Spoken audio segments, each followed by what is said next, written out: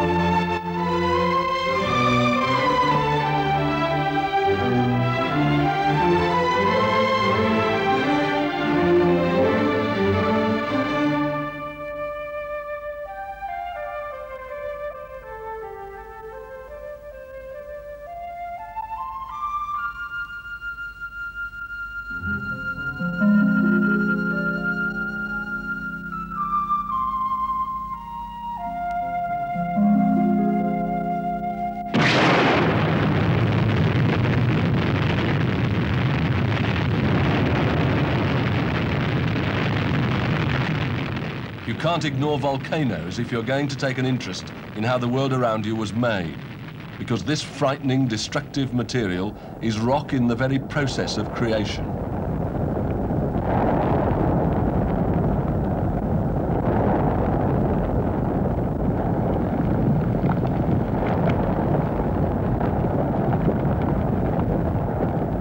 What we are seeing is molten rock brought up from 30 kilometers or more below the Earth's surface, where it's called magma, rising up from those hidden depths to become this flowing lava, and incidentally, providing the most awe-inspiring natural spectacle that the Earth can offer.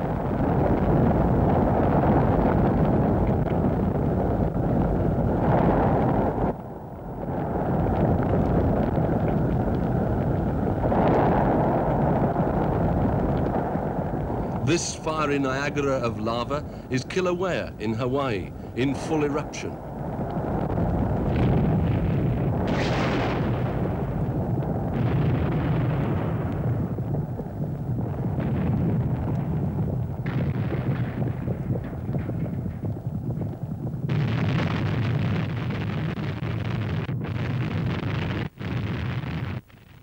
Volcanoes erupting, of course, are something that to us British happens abroad. Somebody else's disaster, somebody else's dangerous situation. Maybe just a spectacular scene from the air on a newsreel. But Britain's had its share of volcanoes, and throughout its history, they have played an important part in certainly the northwestern scenery of the country. I am standing at the foot of Snowdon. Why go any higher? The rock's here. And if you had been here 450 million years ago, long before there were men in any case, but still, if you'd been here, then the atmosphere would have been full of sulfurous smoke and steam and chunks of rock being lobbed into the air. And while lava would have been oozing from the vents of volcanoes around, there would have been a vast amount of material also blowing out of those craters. Ash, very fine material, deposited all round the area, and particularly deposited in water, in the sea, alongside the volcanic chain, if you like. And we know this because if you look closely at the rock here, you can see lots of lines that are parallel with each other. They are the telltale of anything that has been laid down in water itself. And we also know from this that the volcanic activity went on for a very long time, hundreds, thousands, maybe millions of years, producing a vast thickness of this rock that has its origins in volcanic activity. And it has left us here, having been heaved about and eroded and weathered, with the most spectacular scenery in North Wales, the Snowdonia Massif. It's important to realise that these mountains are not themselves volcanoes. Even Snowdon is a mountain carved out of thick piles of volcanic debris. The original volcanic peaks, possibly 6,000 feet higher than now, have totally weathered away. It's not at all clear exactly where these original eruptions were located. The rugged landscape we see here today is largely the work of a succession of ice ages. The fundamental thing about volcanoes, though, is that they do two things for us. They play an important part in the framework of the Earth's crust, and they are the one means by which fresh material is brought to the surface now. We don't get fresh rock any other way. All the other rocks that are being laid down are, in fact, second-hand in one way or another. So it's really rather vital that we understand the way volcanoes work. In a mature volcano, molten magma rising up into the crustal rocks often collects in a reservoir or magma chamber before being forced up the pipe or vent to leave the top of the cone as lava. The cone is simply the piled up products of the volcano. The hot lava cools into rock when it meets the air, and the other main product of the volcano, ash, interbeds with the lava, so that roughly alternate layers build up in the cone during the volcano's lifespan. Often an explosion of ash is the first sign of an eruption. It's formed of pulverized rock and fragments of lava that have already cooled or cool as they fly through the air. And it's by no means a harmless spectacle. An ash cloud buried Pompeii. Some fragments are quite large and are actually known as bombs.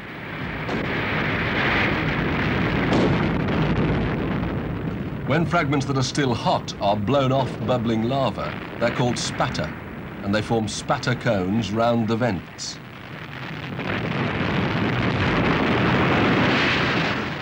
Lavas vary a lot in their chemistry and behavior, and these are what can determine the final shape of the volcano they build. Some lavas are very runny and travel for miles like fast-flowing rivers at 1,000 degrees centigrade. These hot, runny lavas tend to be low in silica. The rocks they eventually form are called basalts. Where they predominate, they usually form broad, flattish, shield-shaped cones because the lavas travel a long distance from the vent.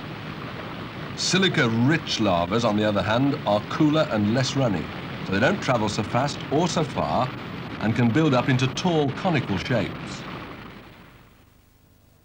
At the top of the cone, the pipe or vent ends in a deep funnel-shaped depression called the crater. At its base, cooling lava eventually plugs the escape route of the magma, and more infilling comes from rocks that crumble off the crater walls. Sometimes a lake forms in the plugged crater. But the presence of a lake doesn't mean the crater is extinct. It could erupt again, boiling the lake away, and the whole process can be repeated many times. In fact, the crater can be the scene of a long battle between the lavas plugging the vent and the hot magma and gases below.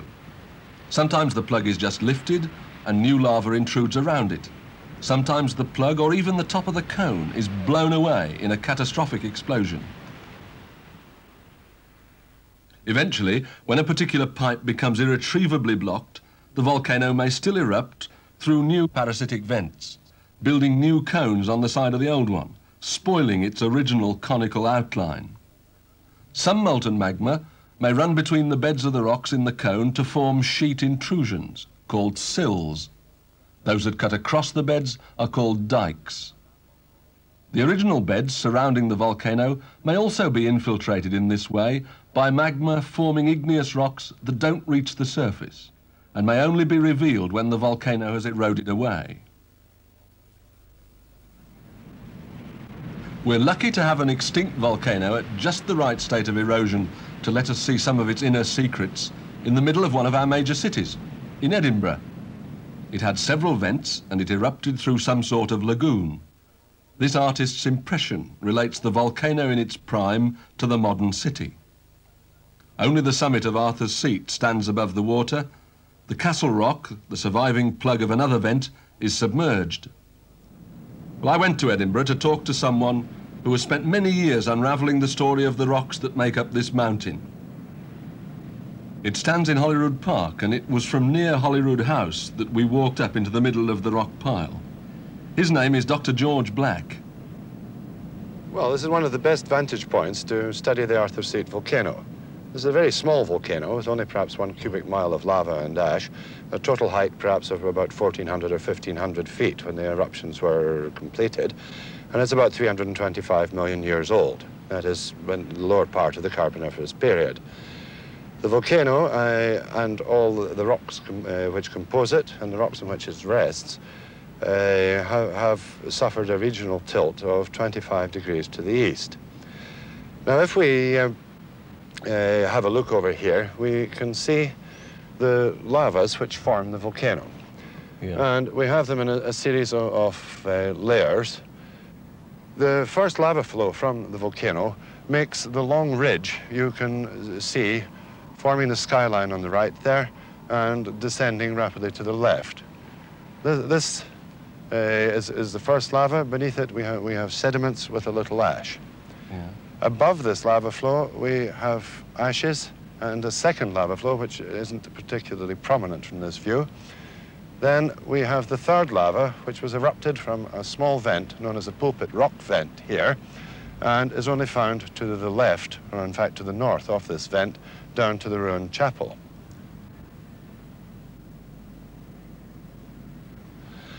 On top of this, we have the fourth lava flow, and that is forming the cliff which comes down to the pulpit rock vent. So where did these first and fourth come from? The first lava flow is believed to come from the Castle Rock. This is about 1.5 miles to the west of here, but the two rocks are petrographically identical. They show some very odd characters which are not shared by any other rocks in the Edinburgh district. The second lava flow is thought to have come from the Lion's Head vent, which is the vent here. Yeah. The fourth flow, likewise, came from the Lion's Head vent, and the part of the flow remaining in the vent solidified and blocked the vent so completely that it marks the last known eruption of that vent. And in fact, the summit of Arthur's Seat, as you see there, the top of the Lion's Head vent, is probably the original summit of the volcano when only 4 lava flows had been erupted. Yeah. The remaining lava flows, there are at least another 8, were erupted from the Lion's Haunch vent, which is a much bigger vent, and you can just see it on the extreme right there. I see. So that the tall one cut through the first lava. Yes. The back one cut through the first vent. Cut through the first vent. Yeah. And it cuts across the Lion's Head vent, and you can see the junction along that gully, which marks the vent contacts. Perhaps it would be better to look at the lavas now. We've been talking about them without having a closer examination. Yeah, okay.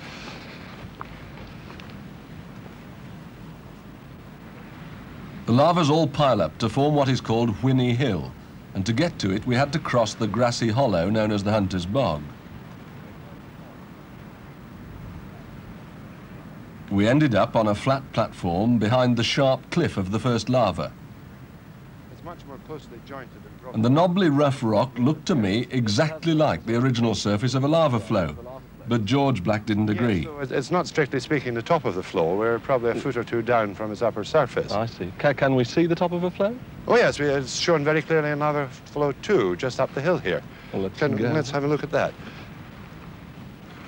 Yes, lava flow 2 is a very thin flow, only about 20 feet. But if we cut over in this direction, we'll be able to see its top.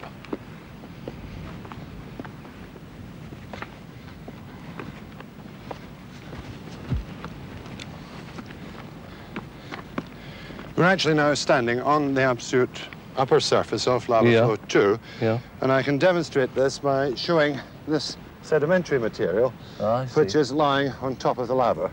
You can see here the sediment, which is lying directly on top of the flow. Yeah. And this sediment is an ash and is obviously water-lain. If we look at the top of the flow itself, we can notice how cindery it is in patches. Much of the rock is almost getting on in the state of pumice stone. Yeah, yeah. This deposit here, this water-laid deposit on top of the lava, is of double interest. It's better exposed over here, where we can see lava 3 on top of it. Yeah, yeah. You'll notice lava 3 is remarkably columnar. So it's quite thin, really, this? Yes, it's only a matter of 2 or 3 feet thick. Yeah. But it's of great importance because over there we could find shark's teeth have been found in the deposit, thus indicating that this part of the volcano, before lava 3 was deposited, was below sea level. Oh, I see. This is of special interest because we find that in the Lion's Head vent, we have plant remains which must predate lava 4. Therefore, we know that since these were land plants, the crater of the volcano was standing above sea level at a time when this part of the cone was below the sea. So we know that the volcano was half submerged at this stage of the activity. So this lava we're standing on came out of that vent? Yes, it came out of the Lion's Head vent, which you can see up here. Perhaps now, actually, Ian, if you care, we could go round and have a look at some of the vents of the volcano. Yeah. Fortunately, we don't have to climb up to the summit, as the Lion's Haunch vent is very well exposed on the south side of the Hollywood Park, just above the Queen's Drive. So we left that ancient lava flow at Whinny Hill and followed the Queen's Drive round Hollywood Park to the remains of the Lion's Haunch crater.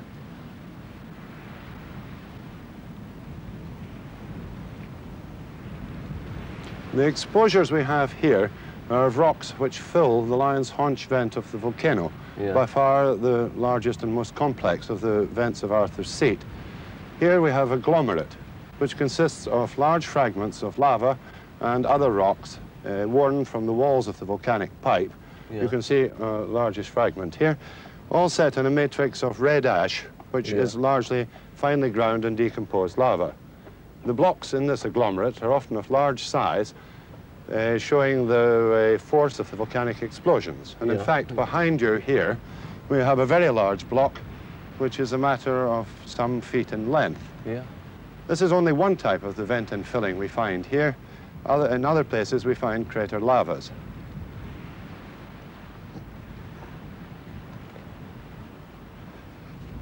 Yes, if we just stop here a moment, we can see the second type of crater infilling quite well displayed. This part of the vent shows two crater lavas. We've just climbed up over the lower one, which is a rather cindery-looking flow here. This is surmounted by a bed of red ashy sandstone, which in fact is obviously water-laid. And on top of the ashy sandstone, we have the second of the crater lavas. I see. These crater lavas were very small eruptions which were confined to the crater of the volcano itself. And the point of interest in this exposure is that we can see from the bedding in this ashy sandstone here that a crater lake existed in the interval between the eruption of these two flows. Altogether, there were 8 of these crater lavas found in the Lion's Haunch vent, and they form a very considerable part of the vent infilling. The third type of vent infilling is the vent intrusion, and the best example of this here is in the Samson's Ribs intrusion, which is only a short walk over in this direction here.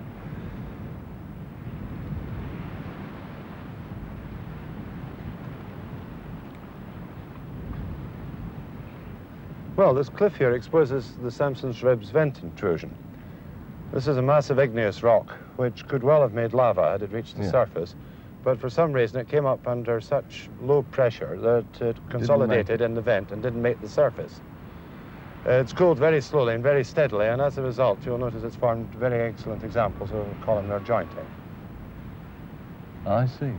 And this super example really is the end of the catalogue, and it's been a super catalogue. In fact, because we've been able to look at a section through a volcano. Yes. And I think we've got to remember, too, that this volcano has been studied by generations of geologists over 200 years, and perhaps is the best-known example of a volcano in Britain. But it's by no means the only one, although in the long geological history of Britain, it's a fairly late example. We've got volcanic rocks in southern Scotland, the Lake District and Wales from a long burst of activity around 450 million years ago, in what geologists call the Ordovician period. About 100 million years later, volcanoes began again, mainly concentrated in Scotland. Not only the lavas and ash mountains survive, we can also find identifiable volcanic centres from this Devonian period. After about another 50 million years, we started the extended period of Permo-Carboniferous volcanism, which produced Arthur's Seat. Also some volcanoes in Derbyshire and Devon. Our most recent volcanoes, what are called the tertiary volcanics of Western Scotland and Northern Ireland, erupted after a long gap of over 200 million years. The active volcanoes nearest to Britain today are in Iceland, the Azores and the Mediterranean. When all the volcanoes round the world are mapped, it's clear that a lot of them erupt in the open ocean. But there's a noticeable belt of them running round the edges of the Pacific in what is called the Ring of Fire.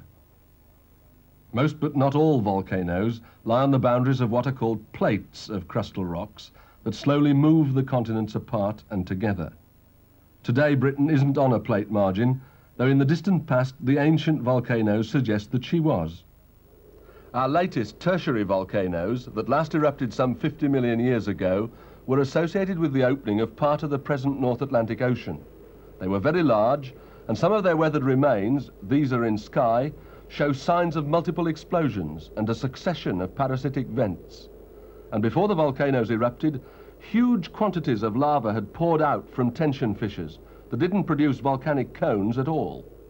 These volcanoes once ran all the way down from the Hebrides through Antrim to end at the island of Lundy off the North Devon coast. They made a sort of wedge shape, trending northwest-southeast, which may represent a line of crustal fracture.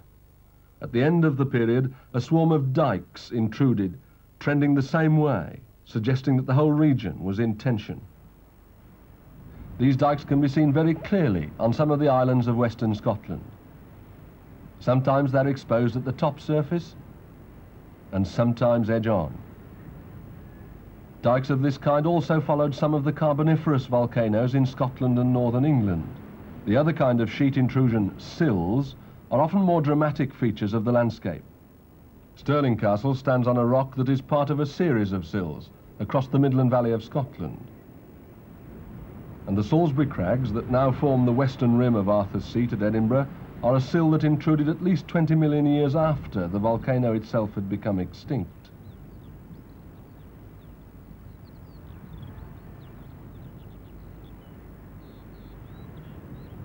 The most extensive sill in Britain, though, is the Hwyn Sill, which lies within the rocks of a large area of northeast England. The hard, intruded rocks form a steep cliff that further south provides the lip for the high Teesdale waterfalls. But here it was exploited by the Romans as part of the defences of the central section of Hadrian's Wall, built to mark the northern frontier of their empire in the 2nd century. Not all volcanic remains are so eye-catching, though even the minor ones can be fascinating. This is Carlton Hill Quarry in Derbyshire, cut in one of the Carboniferous volcanoes. Its claim to fame is the little causeway that displays a good example of columnar jointing in basalt. The columns result from slow cooling of a thick mass of lava. The stresses of contraction crack the surface into polygonal cell-like shapes, and the cracks travel inwards away from the cold surface, making columns behind the original polygons. You can see the start of this process quite clearly in drying mud. There are far grander columns to be seen in Fingal's Cave on the island of Staffa in the Inner Hebrides.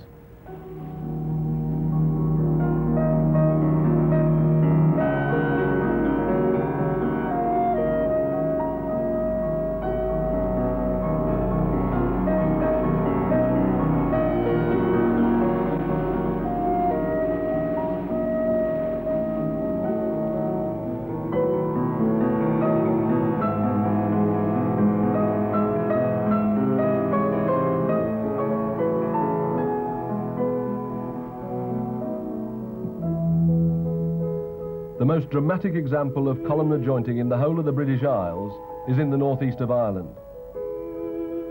So here on the Antrim coast, we can admire the scenic heritage of our volcanoes without having the danger and unpleasantness of their eruption. For we possess in the Giant's Causeway one of the undoubted wonders of the world.